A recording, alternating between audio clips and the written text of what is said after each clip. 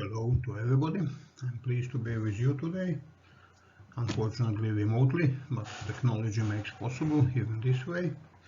Today I try to show you how we try to increase the permeability of highways in Croatia for large carnivores. Notorious fact that all large carnivores live in huge home ranges and they move a lot, and every structure like highway during their habitat severely reduces the home ranges of any individual. So the individual either has to use only part of their normal home range or risk to be killed. And the question is the fence is good, or if it is impossible to cross, then the habitat is fragmented and the animals cannot cross the sides, which is most severely seen in the reduction of gene flow. So animals get long-term inbred, and viability of population is going down. Animals, large carnivores, do get killed in collisions, which is always not a nice scene, but also it includes some damages on the vehicles and some risk for passengers. And also, when these incidents become frequent, then people start to have a negative attitude towards large carnivores, generally believing there are too many and there should be reduced the number and this kind of questions.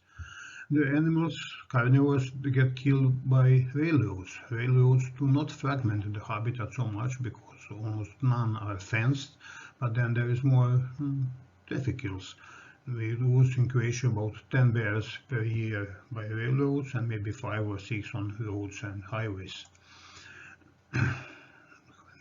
Species is relatively abundant, as the bears in Croatia are. We have almost 1,000 of them. Then these few losses are not a risk for the population, but when it comes to wolves and especially lynx, then the losses of some individuals, especially the reproductive females, can have some threatening effect on the population success. Coming back to the habitat, which is really important that it's big and connected, and in the natural situation, even the highest mountain ridges and the biggest rivers are not any obstacle for animals to cross. Only what men make is the obstacle, and this is the problem. For example, most of the Europe, western, central part are too much intersected with all kinds of man-made structures. The large carnivores cannot have normal viable populations there, except partly in far north and on the mountain ranges like Carpathians, Dinaric Alps, Pyrenees, and so on.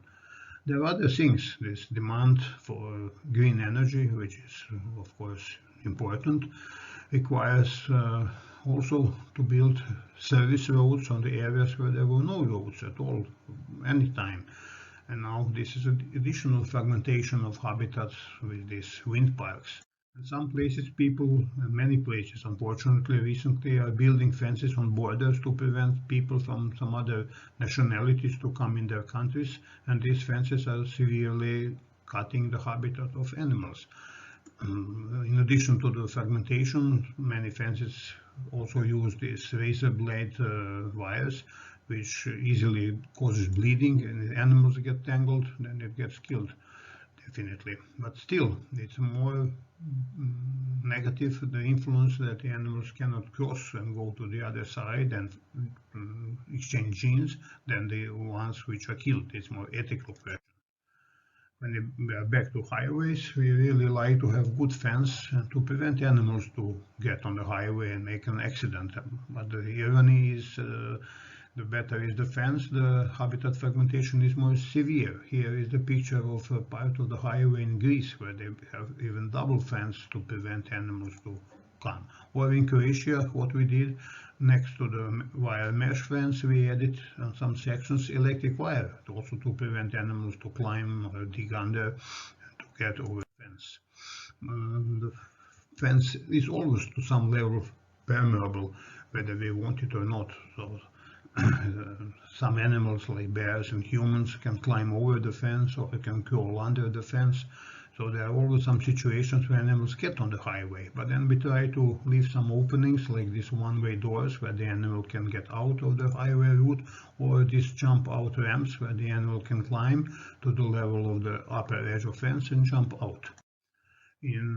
After all, in Croatia, on all the highways in the large carnivore range, we have 14 specially built green bridges or aqueducts, and we have, but not for animals, about 50 tunnels and 219 bridges and viaducts. Only few of those, actually one tunnel and about 10 of these viaducts, were built intentionally to help animals to cross the route. And this is just a group of green bridges to have some idea how they look like and how big they are. They are between 100 and 250 meters wide. They are very expensive, and it's not easy to convince the constructors to accept them, but if you have good arguments, it is possible. So we managed to have the green bridge where we asked for it. We made the guidelines already 20 years ago in 2002, giving some instructions for the constructors how to make the roads permeable for animals, and everything explained here too much detail. Only it's not easy to get this after it is adopted to be really used and then applied in the real. So these guidelines, and anyhow there are 3 steps telling how the process should go. First important and most important is the planning phase of the project, when the environmental impact study is done, and this has to be done professionally and following these guidelines. During construction phase, one has to do some inspection what's happening, and when it's once finished, it has to be continually monitored, and some improvements can always be. So, for example, for planning this highway to Rijeka from Zagreb, but the section to the large carnivore range is about 68 kilometers long. And here are these dark or black segments, which are all the places where the road is either in the tunnel or on a viaduct or on a bridge. So of these 68 kilometers, even 17 kilometers are above the ground or under the ground. 10 kilometers of tunnels, almost 6 kilometers of viaducts, and 1 green bridge. So this road is really permeable for animals, and then you just need to think of a good fence so the animal will not cross where there is no structure, and then it can follow this. The branching of this road that goes south to a split further to Dubrovnik, it goes to the whole through the carnivore range, and it was all built between 1999 and 2009. About 1,300 kilometers of highways, and of these almost half are in the large carnivore range.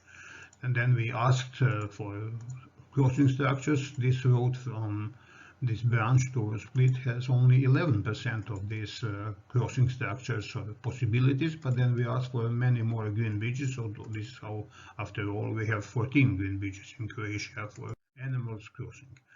The planning should also require to do some studies before. The best is to do radio telemetry, to radio color some animals and see how they are using the areas and where are the most important corridors.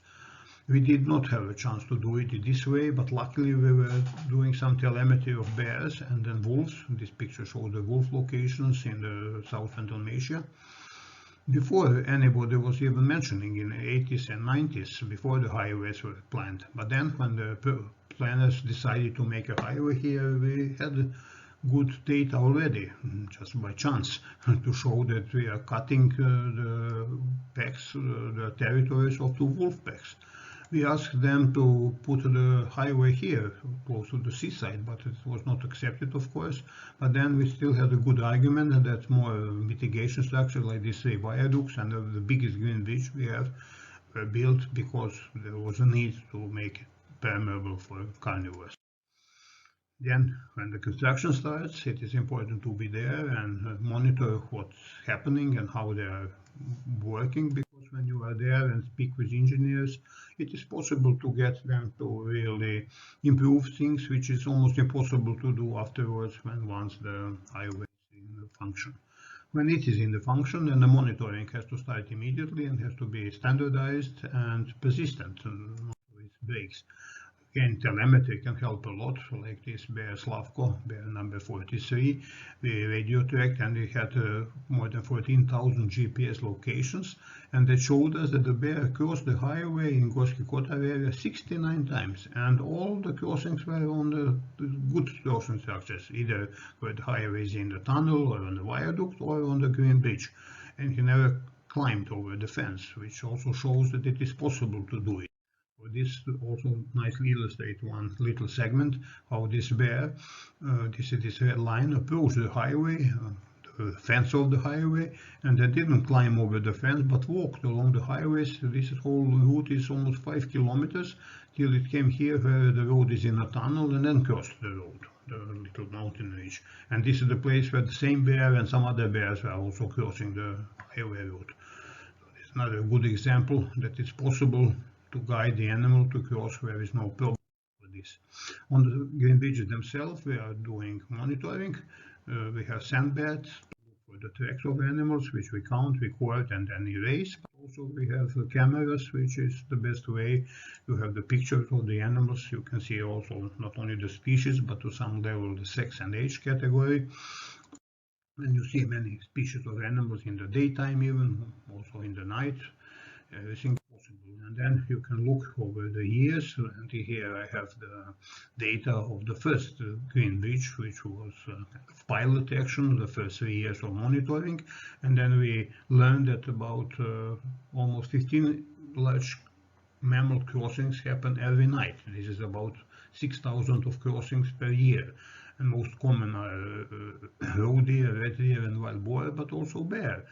About 1.5 bear crossings per night, or 448 crossings of bears every year.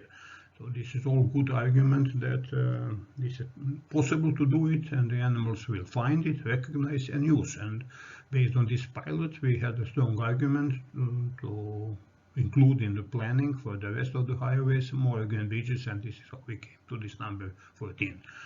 There is also unwanted thing that the people like to use these bridges not so often, but they do. They are hunters, so this has to be regulated by legislation and some enforcement, so that the animal should only cross it, not humans, and it should be forbidden, and should be some enforcing of this rule. So this is never-ending story. Even when you manage to have a good planning and a system done, when it's already in use, you still have to be there all the time and fight for the improvements. Otherwise, the animals really will have problem to send their genes to the other side of the highway route. There is not many ways how they can do it except the structures which we just described. So thank you for attention, and I am ready to answer some questions in the available time. Bye-bye.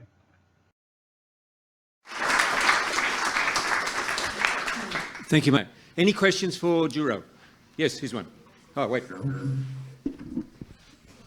Thank you. Technology fails, I don't expect. Hello, thank you for your presentation. Djuro, I have one question. You mentioned in your presentation that you have about 10 train bear collisions per year and only about the half, right, like 5 vehicle bear collisions on the roads. Do you have any idea what's the reason for that? Because I would expect the railway network was much the road network is much denser than the rail network. So, or was this number just related to the highways? Because I think the road network is much denser in Croatia than the railway network. Is there a specific reason why there are so many bear collisions on the railroad? That would be my question. Thank you. Do you hear me now? Yep. Okay, I can hear you for some. Okay, the question was about the railroad accidents. Yeah, this is while, because the railroads are not fenced, and it's in the middle of the bear range, so they are crossing it, and it's really dense population. And what is really not nice that when the bear hear the train coming, it doesn't move away from the railroad. It tries to run along, especially when it gets in a canyon, and then it gets killed. So this is why I think that, and also the train cannot stop. They don't even try to brake, although we require them to drive slower in these critical areas, but it's really hard to enforce. So we lose, as I said, more than 10 bears per year by trains. Any other question? For the moment, I didn't hear you, and I think my presentation stopped just 1 or 2 slides before the end, but maybe on the other side it was okay. No, it was fine. Thank you very much, Djuro. Any other questions for Djuro? All right, thank you, Djuro. We'll move on to the next question. Thank you very much. Thank you.